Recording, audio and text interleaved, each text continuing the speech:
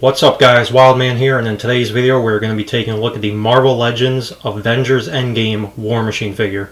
First we're going to take a quick look at the box. On the front of the box you can get a nice look at the War Machine figure. Below that you get the Avengers Endgame logo, and below that you get the name of the figure inside the box, which in this case is War Machine. On the sides of the box you get some nice artwork of War Machine himself. On the back of the box again you get some nice artwork on War Machine. And below that you can see all the rest of the figures in the wave that you need to collect in order to complete the Hulk bath. And all the way up here you get a small bio on War Machine. When the fate of humankind is at stake, there is no mission too great for U.S. military officer James Rhodes, aka War Machine. That's it for the box, not too much going on, but it does have some nice artwork on it. Now let's take War Machine out the box and see if he is a good figure or not. War Machine is the only figure in the wave that doesn't come with a Hulk Build-A-Figure piece. I don't mind that too much. He is the biggest single-carded figure in the wave, so I do feel like I'm getting my money's worth with him, even though he does not come with a Hulk Build-A-Figure piece. But he does still come with a few accessories. First, you get a shoulder cannon, which is nicely sculpted. It's painted in a flat black, but it does match the figure, so that's not a problem. And the inside of the barrels are painted red, which is nice. The other two accessories this figure does come with are these arm cannons. I don't really know what to call them. They attach to his lower arms. But again, they're sculpted pretty well. Painted again in that flat black plastic. But it goes well with the figure. And you get two of these, one for his left arm and one for his right arm. In order to attach the shoulder cannon, you just plug it in, just like that. You have a hole on the back of each arm. You just align the pegs on the guns with the holes in the back of the arm. Just like that. And man, I really like this figure. It's painted and sculpted very well. The design of this War Machine is probably my favorite out of all the War Machine armors.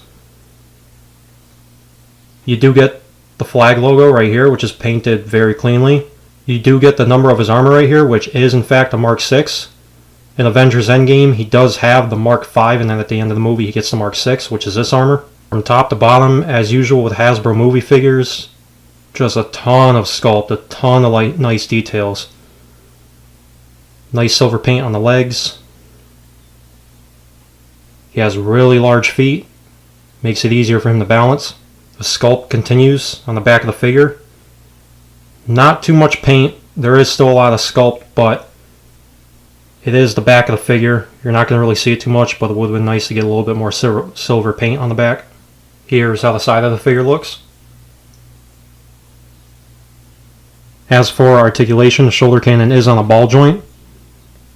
It can swivel from side to side, can't really go back too much. Can't go down at all. I'm just going to take this off to get out of the way while I go over articulation. The head is on a ball joint. It can swivel side to side. It can go down a pretty good amount. Can't really go too far back. The armor is bulky and the sculpt hinders it in the back.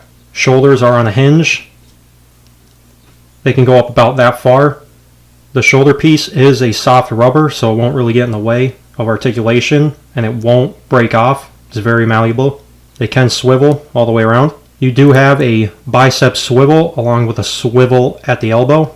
The elbows can bend, although they are a little less than 90 degrees. This is a bulky armor, so you can't really do much about that. The wrist can swivel, and it's on a hinge, which can bend about that far forward and about that far back. The upper torso is on a ball joint. It can crunch forward barely.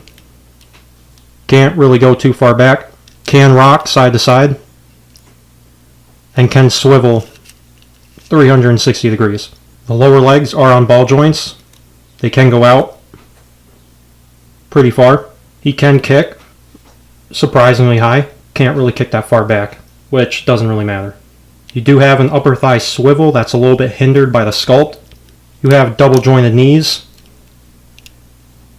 that get a pretty good range. Then you have a hinge at the foot that can go down that far, not too far up.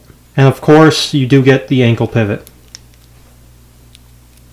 For size comparisons, here is War Machine compared to your average size Marvel Legends. Here we have Multiple Man.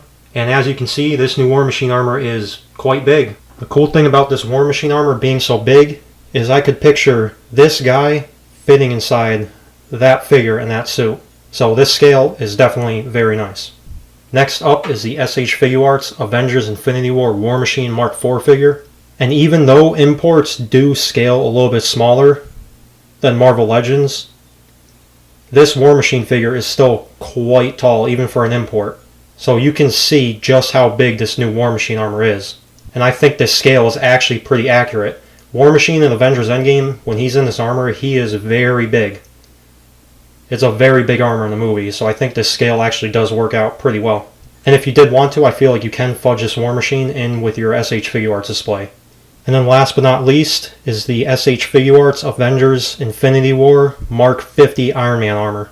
Again, I think this scale works out pretty well. I do think War Machine is a little too big compared to this SH Figuarts Iron Man. But this SH Figuarts Iron Man is on the short side.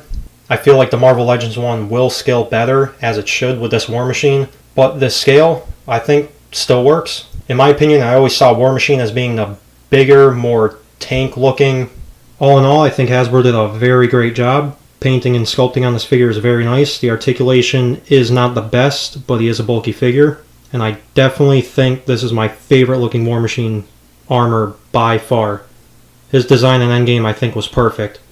He's big, he's intimidating, and that's how I picture War Machine personally. If you're wondering where you can pick up this figure, I'll be leaving links down in the description below, along with links to my social media accounts, where I'll be posting a bunch of photos of this figure and other figures that I review on this channel, so go check those out.